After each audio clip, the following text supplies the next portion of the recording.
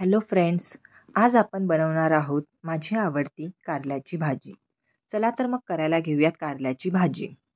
अशा प्रकारे कारल्याचे काप करून तव्यावर तेलात चांगल्या प्रकारे भाजून घ्या.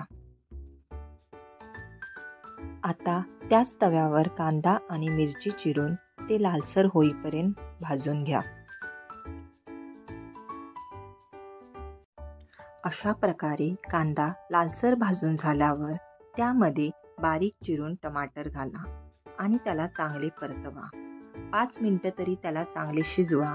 परतून झाल्यावर त्यामध्ये थोडीशी हळद, चवीनुसार मीठ आणि धने पावडर आणि शेंगदाण्याचा कूट घाला व त्याला चांगले परतून घ्या, एकजीव करून घ्या. नंतर त्यामध्ये तळून घेतलेले कारल्याचे काप घाला आणि चांगले एकजीव करा, परतून घ्या. थोडेसे पाणी ओता आणि झाकण झाकून त्याला वाफ येऊ द्या. त्याला व्यवस्थित एकजीव करा. मग पुन्हा झाकण झाकून त्याला पुन्हा वाफ येऊ द्या. तर अशा प्रकारे कारल्याची भाजी तयार करून झालेली आहे. अशा प्रकारे ही कारल्याची भाजी गरमागरम भाकरी बरोबर खावी.